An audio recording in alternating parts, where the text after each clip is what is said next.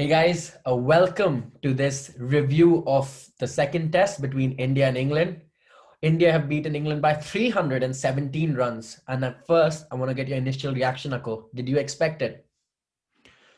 You can never expect anyone to win by 300 runs. It's one of the biggest winning margins that India have ever recorded against anybody.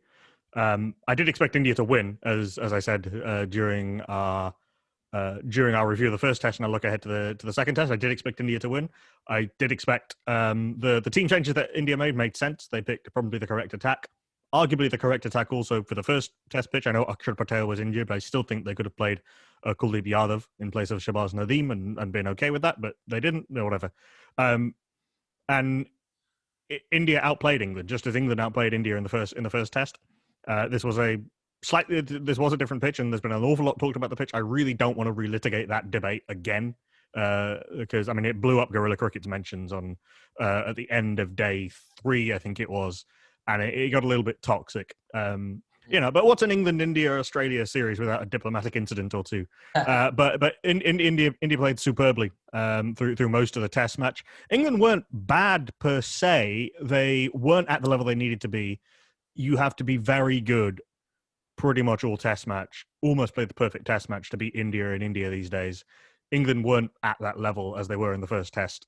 And as I have said in a few different places, with these two teams and in this series, a little bit like when India toured England in 2018, these little margins will snowball into these massive effects. So you'll look at this Test match and think it was an absolute hammering. And India did outplay England, but it wasn't.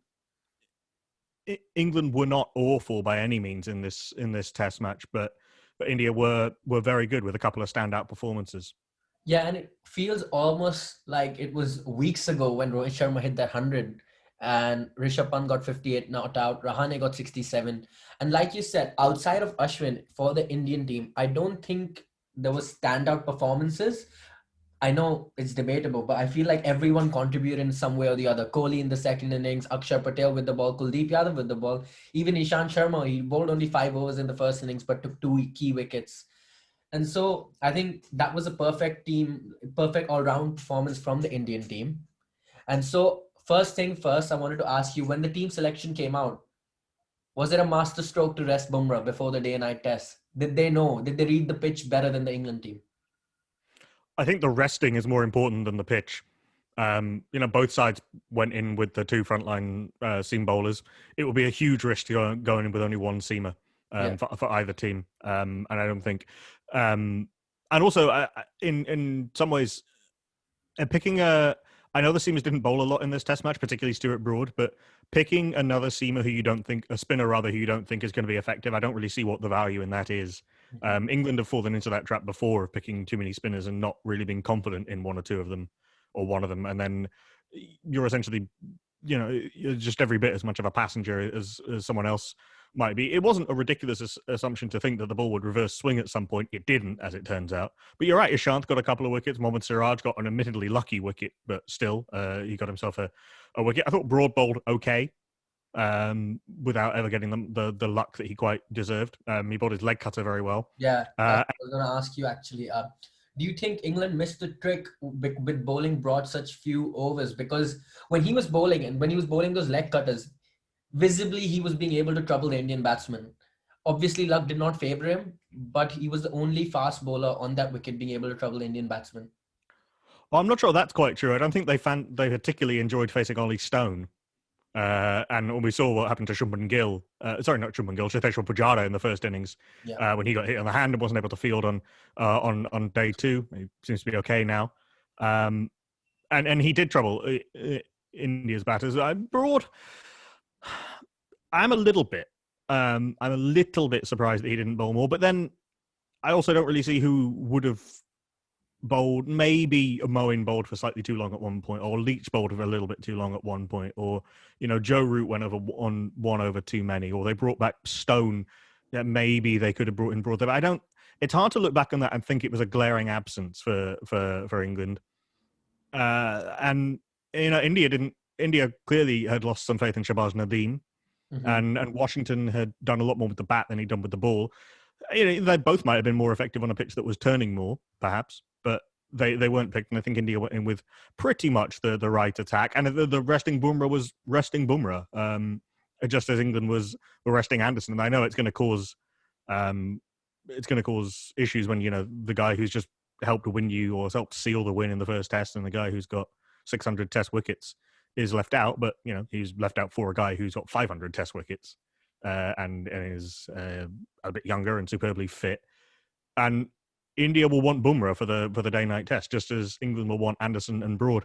A lot of this test match, I've been struggling to see why people have been quite so worked up about the things they've been worked up about. Yeah, so first thing people worked up about, and I want to ask you that before we get to the pitch, because that's a huge talking point, the umpiring. The third umpiring, there's always been a debate about having home umpires. And do you think this test match will add to that debate and say, you know what, we should be having neutral umpires? Because there was a moment in the match, I think it was the first innings, where I think it was the first innings anyway. Correct me if I'm wrong. Where an Indian batsman, I think it was Rahane. Yeah, it was second innings, wasn't it? When Rahane defended the ball, and it was Rohit Sharma in the second innings. It was Rohit Sharma in the second innings, stretching forward to try and defend the ball outside off stump, very clearly not playing a shot at the ball.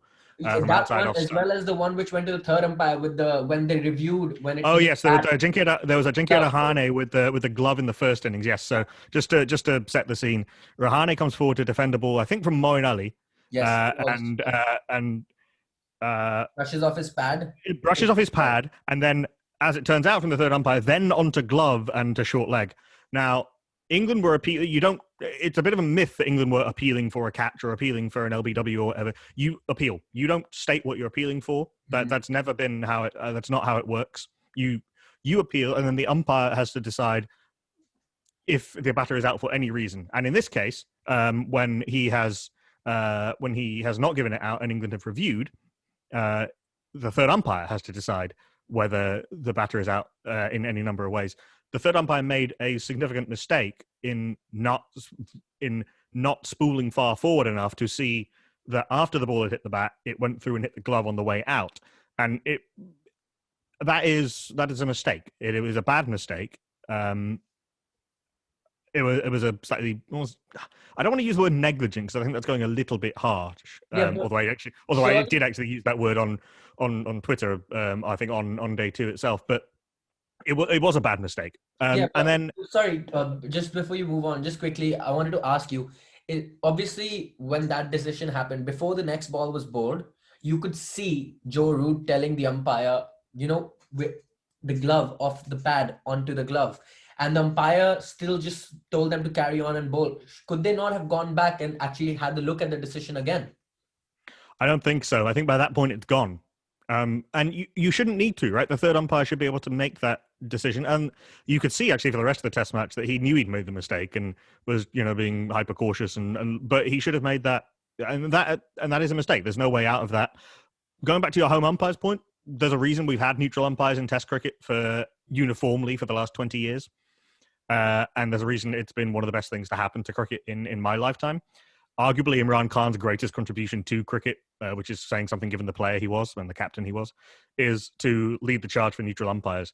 Because it means that if the umpire is neutral, we don't even begin to discuss the questions of bias. We don't even begin to discuss that. It takes that suspicion out of the discourse. And we had this nonsense discourse, thankfully not particularly from anyone who's worth listening to. But we did have a bit of discourse about biased umpiring and homer umpires, which is absolutely something that used to happen in cricket. It is difficult with COVID. The reason we don't tend to have neutral umpires. We haven't had neutral umpires in the last 8 months or so since Test cricket restarted. Is that the ICC have decided that they don't want umpires being bubbled and traveling around the entire year, as would have to happen. So they've gone with home umpires. And in some cases, that has meant less experienced umpires. Like Anil Chaudhary, for example, who's the third umpire in this test, was standing umpire in the last test. Virendra Sharma, who is the third umpire in this test, was the other standing umpire in this test, are not on the international panel, the elite panel rather. They are on the international panel. They're a level below. in terms of experience and in terms of quality. And you could Nathan Menon made one quite bad decision in this test match, but all umpires make mistakes. And you can see that. And that's, by the way, why teams now get 3 reviews in innings to try and make up for that.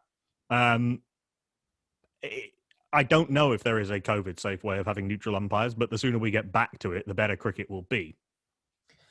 And of course, the second decision that you were mentioning earlier, the Rohit Sharma dismissal, where he did not offer a shot, but the umpire played it as if he had offered a shot.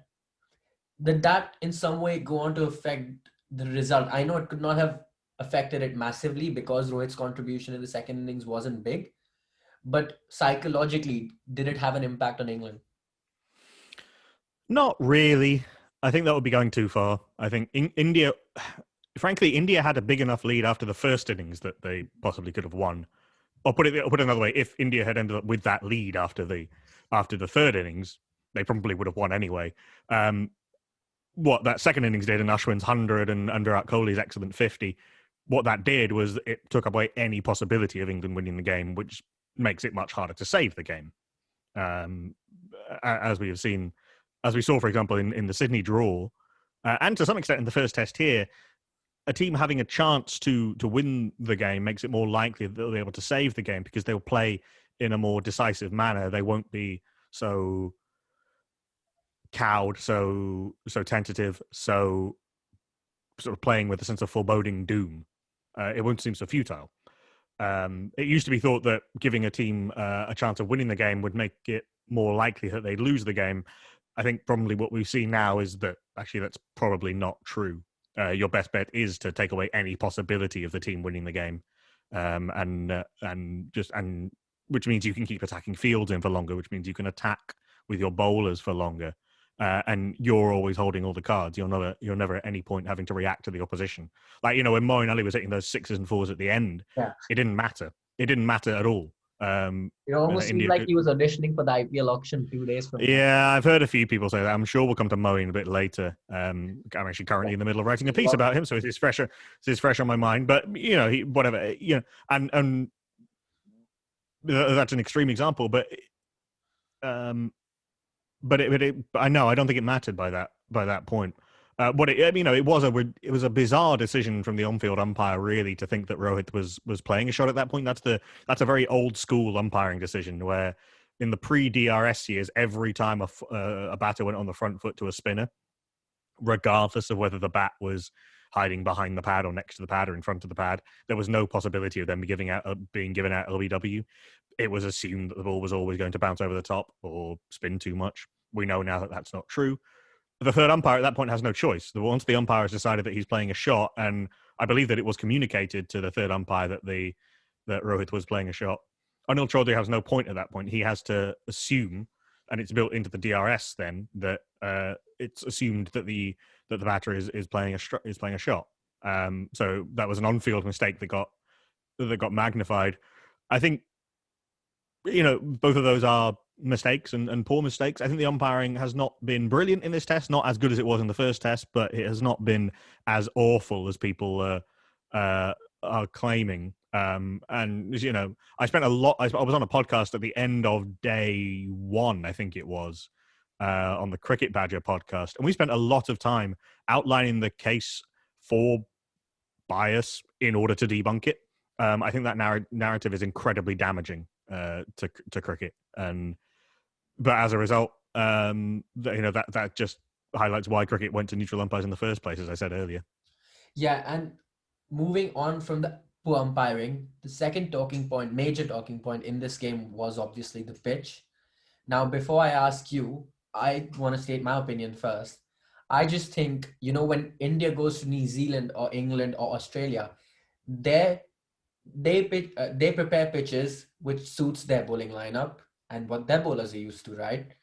You play to your strengths. They always have. There's always this notion that, fast bowlers tracks with swing and seam are good cricket tracks because they challenge the technique of a batsman. But a turning track is not a good track, and it's a sand pit because batsmen can't seem to score. And it's always because teams like Australia, England, South Africa, which are not as good with their feet, seem to struggle. Why is the superiority complex exists in cricket, especially when England comes or Australia comes? I think that's. I don't think that's an unfair statement. I think that we see this in England to some extent. You know, every time Somerset produce a turning pitch, they get docked points for it, even though there's no doubt it's helped Jack Leach develop as a bowler. And, you know, Dominic Bess is probably further ahead, even though he's, you know, very much a work in progress than he might be. But and yes, it is certainly true that the powers that used to dominate the game, that there is this conception and this that the parameters by which we discuss a quote unquote good pitch are very much determined by those who used to run the game, and by a certain kind of exoticism and Orientalism almost towards subcontinental pitches. That said, and certainly I think Melinda Farrell, the freelance journalist X-Stroke Info, was talking about the idea of why do we still use the word rank turner? You know, we don't use words that negative for seaming pitches or pitches that aid reverse swing or whatever it might be. Personally, my standpoint is that the only bad test pitch is a dead test pitch. Mm-hmm. I don't really care what the pitch, as long as it's not, you know, unfair and uneven and ridiculously uneven bounce or dangerous. Like if a pitch is seaming, if a pitch has good bounce, if a pitch is turning, even if a pitch isn't doing very much laterally, if it's got good bounce and you can score runs quickly on it, if it's dry and aids reverse swing, I'm all for that. And that's mostly what Test cricket has been like in the last few years. It's been a long time since we used to have those dead flat pitches where you couldn't either take wickets easily or score runs quickly. And I think to some extent, both of these pitches in their different ways have been decent Test wickets. You know, not perfect. And you know, talking about home advantage, I've always been a little bit skeptical of the idea that you can do that much to overcome natural conditions. Certain pitches are going to be like they are. Yeah, And exactly. you know, as much as it is preparing pitches to suit your bowlers grow up in a certain environment, and your batters grow up in a certain environment. You know, the two Chennai pitches were different in terms of the soil makeup, and they did play differently, but they're kind of a type. You're never going to be able to get a Chennai pitch to be like Bouncy. Gabba. yeah, for example, or you know, or I don't know what people used to think New Zealand pitches were like, but they're not really like that anymore. I'm trying to think of a green, you know, like Lords or whatever, or Trent Bridge, or you're never going to be able to get Headingley to look like Cape Town or whatever it might be. That's just, you know, part of the challenge is, and England have said this throughout, by the way, the people conspicuously not complaining about any of this are the England team. Joe Root said, you know, it wasn't a good pitch in the sense that, you know, and, you know, it is probably not ideal when the ball is taking bits out of the surface on day one. From a sort of structural integrity point of view, it wasn't a great pitch, but it made for some good cricket. And Joe Root was absolutely right in that he said India used the pitch better. And there's this sort of almost defeatist narrative that has crept into, again, not into England at all, but into some England-based and England-supporting media. Yeah. Just as happens, by the way, you know, well, I'll come to that in a second, actually. You know, that win toss, win game. The bit they've missed out in the middle is play well. You know, Joe Root played an unbelievable innings in the first Test match. Rohit Sharma played an unbelievable innings in this Test match, way head and shoulders above anyone else on either side. Even in the second innings, I think obviously not as many runs, but Kohli, the innings he played in the second innings, and then Ashwin came on and supported him, then took the charge when Kohli got out. I think had that partnership not happened, maybe England would have ended the second innings, India's second innings on the front foot. And who knows what would have happened when the confidence is high. You never know where the game can go. I know maybe it would be asking too much, but obviously at the end of the day, when momentum is with you, anything can happen. But India, and when at the end of day 3, the people were complaining about the pitch and how it's almost unplayable. For India's number 8, Ashwin, to come out and get 100 is kind of an answer to those critics to say, you know what, it's not an unplayable pitch. If you apply your mind, you can score runs. As he showed, he got his 5th Test 100, not just showed it with the ball, but also with the bat. That if you apply yourself and he's playing the sweep to perfection, that you can actually get runs on this track. And it's not actually as unfair as some outlets were trying to make it out to be. I almost don't want to talk about this too much because I don't want to give that idea too much credence. Mhm. Again, England have taken everything that has been thrown at them.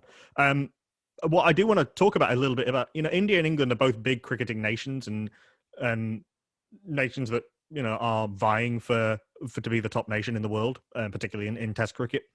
And cricketing superpowers. They and Australia run the game financially and in pretty much every other way.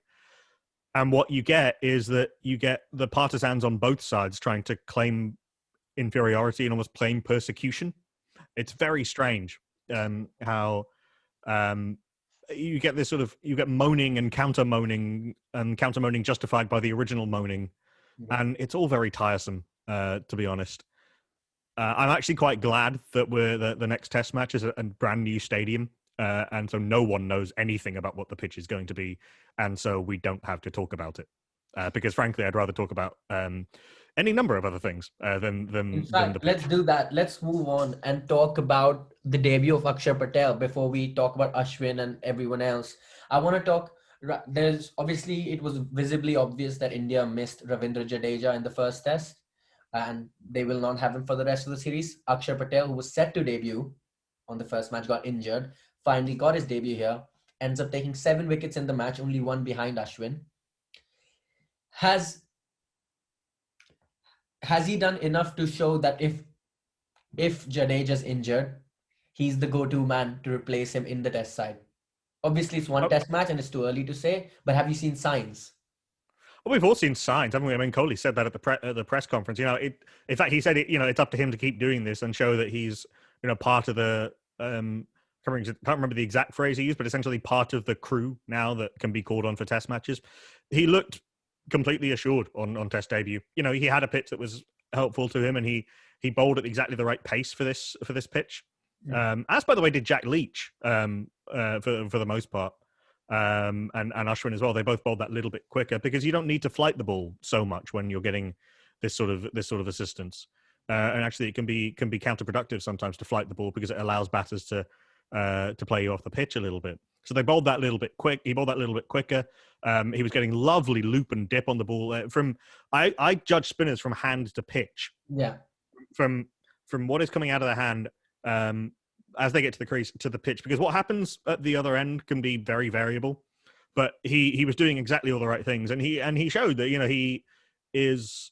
He evidently he's 27 years old, I think, and he knows his game really well, and he was excellent, I think, and was a very good, showed probably why, despite the fact I was a bit surprised that he was being talked about as the default pick for the first test match. It kind of showed why that might have been. He bowled very well. I mean, his delivery to get root in the second innings, I know it took a slightly freaky bounce. But he bowled it. He consistently bowled it in the right place for something to happen. Yeah. And that's what you got to do on a pitch like this. And of course, he wouldn't have got those wickets without great support from the other end. And he had it in Ashwin, and a very experienced player, over 400 test wickets now. Not quite. He hasn't got quite to 400 yet. He's almost at 400. My apologies. Sorry. But he did break a record during this test match. He overtook Harbhajan Singh for the most test wickets by an Indian in India. And he did say tongue-in-cheek in the press conference, I want to say sorry to Harbhajan for overtaking his record. But, when we talk about great all-rounders in the cricketing world, we always talk about Shakib Al Hasan, Ben Stokes, Hardik Pandya, Ravindra Jadeja, but somehow we always miss out R. Ashwin. We always consider him a primary spinner who can bat. He's got 5 test hundreds. He's now got 3 times where only Ian Botham is ahead of him. 3 times where he's taken 5 wickets and scored 100 in a test match. Is it time to now actually say, you know what, Ashwin's one of the best all-rounders in the world as well? I think Hardik Pandya is probably a little bit lucky to get into that list in Test cricket. You probably missed out Jason Holder, who can be in that list as well. It should be pointed out that it's Ashwin's first Test 100 in a long time. And his batting had been declining for a long time. But he's talked about having done a lot of work The great thing about Ashwin is that he talks about his cricket so much. He's such a nerd. I love him. I love it. He's talked about a lot, doing a lot of work with the batting coach Vikram Rathod during the Australia tour, right from In the fact, yeah, start of that I was just Australia watching tour. his interview right now with Virat Kohli, the post-match they do like on the BCCI website, and basically said that before Kohli left Australia, he walked up to Ashwin and said, "You know what? Stop overthinking your batting." And he said that if Kohli hadn't told me that, I kept thinking about where's my technique going wrong, where's everything going wrong, and I was overthinking it. Whereas I just went in with a blank mind ever since Kohli said that to me, and I've been scoring runs. Yeah, he said Ajinkya Rahane said the same thing to him, and Ashwin has been prone to overthinking with his bowling. I think at times in the past because again he's such an analytical guy that it can be very easy to kind of paralyze yourself. But now he's got to this stage with his bowling where I thought it was incredible what he was talking about.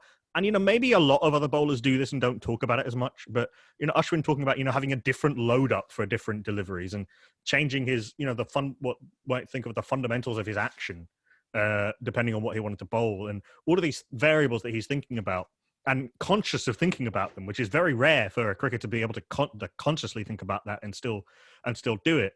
His batting is not at that place where it's so ingrained that he can change little bits and and think about everything at the same time. And I think batting probably in general is not quite like that. You don't have enough time to do that, so you have to be a bit reactive. And it started before.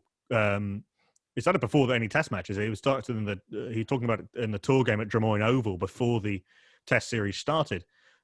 So we need we need a year or two at least of consistent batting performances from Ashwin.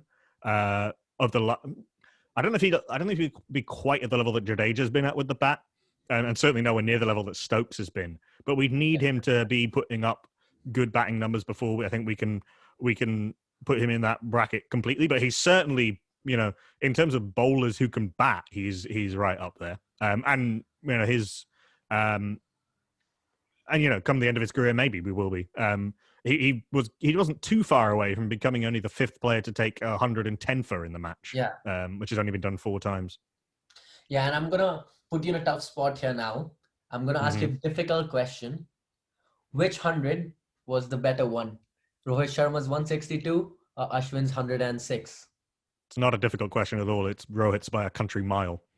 Why do you First innings, decent attack. Middle, they didn't bowl brilliantly, but they bowled okay. Wickets falling around him for the large part. And he was able to score in more areas of the pitch, more fluently and quicker than anyone else managed on either side throughout the test match. And he set the tone of the game completely. He set the tenor of the game absolutely. He took on everything that was thrown at him. I really don't understand why people keep trying to bounce Rohit Sharma. It never works. He took on Ollie Stone with the short ball. Yeah. He swept well. He came down the track well. He weighted back and cut well. He trusted his defense. He was able to work singles around. He wasn't phased by loss of wickets or the ball turning sharply. If the ball beat him, he just sort of watched it go by and reset himself. Ashwin's innings was excellent and was lovely to watch, but it's a different situation. The needs of turning the knife are different to that of setting up the game from a kind of blank canvas. Ashwin's innings was lovely, but Rohit Sharma's was a wonderful innings, and he scored 116 a day. He batted beautifully. Yeah, and another part of the game that there was a lot of talk over before the series started was Rishabh Pant's keeping. He obviously kept well this test match. So did Ben Foakes, who came in. Were you impressed by what you saw behind the stumps from both the keepers? Ben Foakes wasn't really a surprise to anyone. I know he missed a couple of stumpings. That can happen, but he's such a wonderful keeper to watch. He's right up there with Ridham Saha in terms of the best wicket keepers, in terms of wicket keepers technique in the world. Standing up to the way he was standing up to Stuart Broad was unbelievable. Yeah. Bowling in the 80s miles an hour and bowling those leg cutters. He was superb. Even if he did, I think, probably put Ben Stokes off for one of those slip catches. But his footwork is so smooth. His glove work he's always exactly where you want him to be. He makes very difficult things look very easy, and everything is so smooth, and he exudes confidence. He moves a lot quicker than you would expect for someone that big as well. He's got a tall guy. Rishabh Pant is not at that level and maybe never will be. But what he has done is obviously work very hard. And he's still, I think at times his footwork is, in his hands and his reflexes are getting him out of trouble with his footwork. But he is now much more athletic than he was. His hands are in the right position. His hands are nice and open. So he's not grasping at the ball horribly. A couple of those sort of really athletic stumpings where he was diving here, there, and everywhere. Maybe Ben Folkes' footwork gets into those, and it makes it look a little bit less spectacular. But he pulled it off, and he's found a method, and he's improved consistently. And now he was almost a liability with the gloves when he first started. That's not the case anymore. The final debate about whether he should be India's wicketkeeper is now over for the time being. Yeah, especially with his batting consistency as well. Now getting another 50. Yeah, indeed. At some point he'll get 100 in India, one would imagine. But I think that's 4 innings in India, 4 50s. First time he's not made it into the 90s, which is a slightly weird statistic. He was knocked out though. Yeah, I know he was. He was left high and dry as India's tail collapsed. And then he was a bit weirdly frenetic in the second innings, but sort of understandable. In fact, yes, of course. Sorry, so he's had 1 failure now in the 5 innings I think he's played in India. But with his ability to be a proper aggressive number 6 or 7 batter, and the fact that he is a decent and rapidly improving keeper, there's no argument anymore if there ever was, and possibly there should never have been. But he's in there now for as long as he keeps performing, and hopefully if he has another bad run, he'll be kept on to come through it and should be India's wicketkeeper for the next 10 years. Yeah, in fact, I was thinking about this earlier the other day. He's kind of grabbed his chance, right? With Hardik Pandya's back not being as good as it used to be. He was the one who used to play at 6, Hardik Pandya, the 5th bowler. He used to be the 5th bowler playing at 6. They would play Saha at 7 and then 4 other bowlers wherever they went. With Hardik Pandya out of the picture, Rishabh Pant got his opportunity now. Obviously, there was on and off again with Saha. He got his opportunity to bat at 6, which gave India again that option to play that 5th bowler. And he's kind of grabbed his opportunity to the team's benefit as well as his own. And I think India is a lot better for having him in the side. And definitely, like you said, if he keeps performing the way he does, he can be India's keeper for the next 10 years for sure. But last person I wanted to talk about before we end this discussion is Moeen Ali. At the end of the second test, we found out that he's going to go home because of obviously the allowance that they have to get out of the bubble because of its mental effects. How much do you think England will miss him for the remaining 2 tests? And do you think it was right for Joe Root to come out and say we gave him the option? Because that kind of puts him in a spot where people can actually raise fingers at him and say, why did you choose to take that break? I think it was an unfortunate choice of words, and I think it shows probably how good Ed Smith, the chief selector, is at the public explanation and public facing part of his job. That has been read in some circles as a captain being almost accusing him of disloyalty. It wasn't. I don't read it like that at all, and I don't think people should. I think it's very important to state that what Joe Root said was absolutely correct, in that all of the multi-format players were told that they would have a window of a break at some point. Mm-hmm. This is going to be Moeen's, because if he doesn't take this break now, he'll be back for the whiteboard tour, and assuming he gets picked up in the auction, which is a couple of days away as we're recording, he'll be in the bubble solidly for 5 months. Yeah. And remember, at the start of this bubble, he actually had COVID and had a hotel room quarantine for 2 weeks. And he's got 2 young kids at home. Maybe they'll be able to come out for the IPL. Who knows? Some of the families were last time, not all of them. That's too much to ask of anyone, and England know that. England planned this very well from the start. I think they have slightly opened themselves up to questions about possible double standard or possible, I think, unconscious bias is probably the best way to put it in terms of, and we saw this a little bit with how Jofra Archer was treated in the press, if not by the England team. I think a lot of the narratives around this have already happened, and it's only been a matter of hours, are completely nonsensical. I think the idea that England that Joe Root is furious at the disloyalty of Moeen Ali, or that he flat out denied. He flat out said, we didn't ask him to stay on. That's not how it works. We gave I think what he was trying to say was that we gave all of the players the choice, and we have given all the players the option at any point to pull out of the bubble. And probably he should have reiterated that, all of the all format players were going to be given a choice at some point. I think that it's dangerous to allow this narrative to completely overtake England, and I hope they manage to resist that, as they have done well so far. England have done really well, I think, so far with how they've managed COVID rotation, the necessary COVID rotation, sometimes in an unpopular way. Talk about leaving Anderson out of this Test match, or leaving Bairstow out after. But all of this stuff was planned, and it's important that it was planned. And what this has done is perhaps caused an element of a lessening of the public buy-in. Certainly have to hope it doesn't with the players. I think the one person who might have to be quite carefully managed now is Dom Bess, who was left out after that first Test match, and was publicly sort of told to improve by Joe Root, which was completely fair enough, I think. I've seen a lot of people say either, why would you pick someone for one test if you know they're going home straight afterwards? My question to that is, why wouldn't you pick someone if you know that you're only going to have them for one more test? Mm-hmm. And then Moen's only played one test in 18 months. Why does he need a break? Well, he's been playing a lot of cricket in bubbles recently through the last part of 2020. And as I said, he's been in this bubble since the start of Sri Lanka and had COVID and was in a hotel room quarantine and has 2 young kids at home. And if he doesn't take this break now, he won't get another break for 5 months unless something goes badly wrong. England said before the Sri Lanka tour, before they left for Sri Lanka, we want to rotate before there is going to be a problem. And that's exactly what they've done here. Joe Root chose his words poorly, and we're going to have to put up with these nonsense competing narratives for a little while as a result, but which is unfortunate. In terms of how much they'll miss him, I don't know that he would have played at Ahmedabad in the day-night test. Maybe he would have played over Jack Leach, but I think Leach probably out-bowled him, even though Moeen got better as the test. But he ended up as England's leading wicket taker and leading and top scorer in the test match, which is slightly misleading. And it took him a while to really be effective and consistent in this test match. But he showed that he could be still useful. But I think Leach was so hyper consistent throughout that I think he might well have kept his place anyway.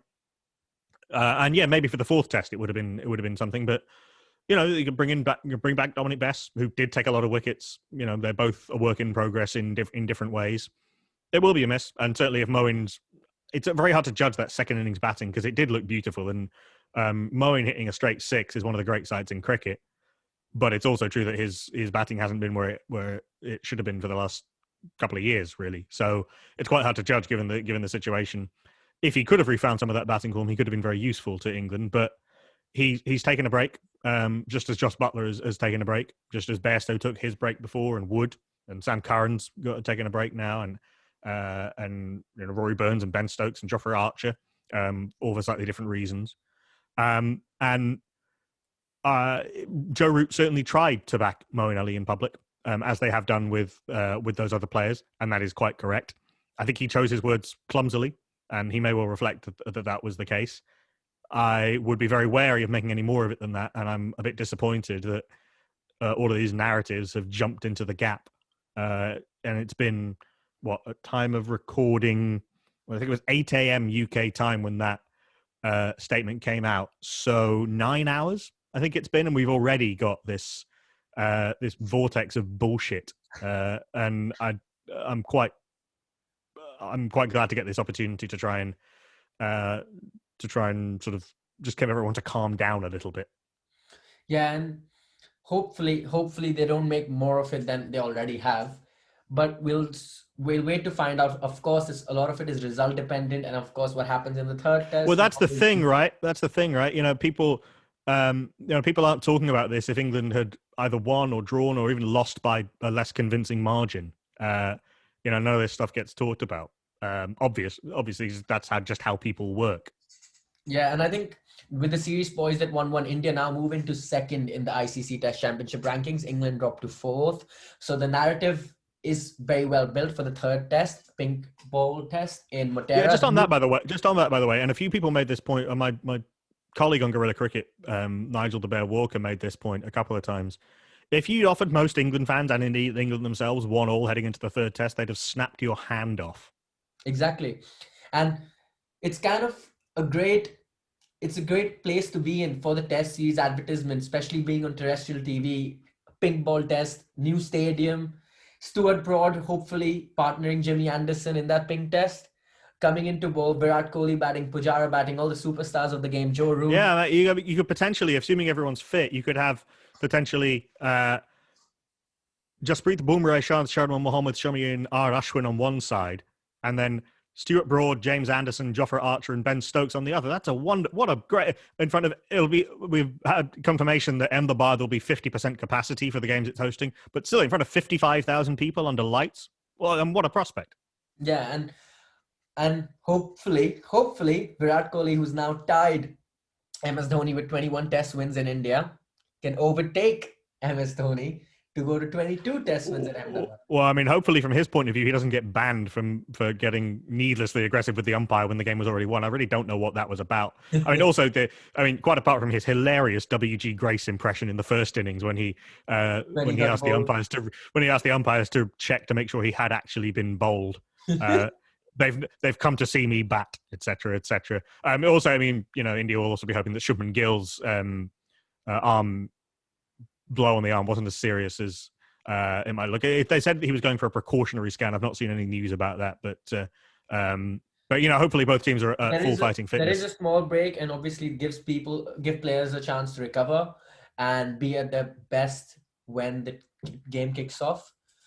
And thank you for joining me, Nakul. We'll do a preview to the third test closer to time. But for now, thanks for joining me, and see you guys later. Cheers, Viraj.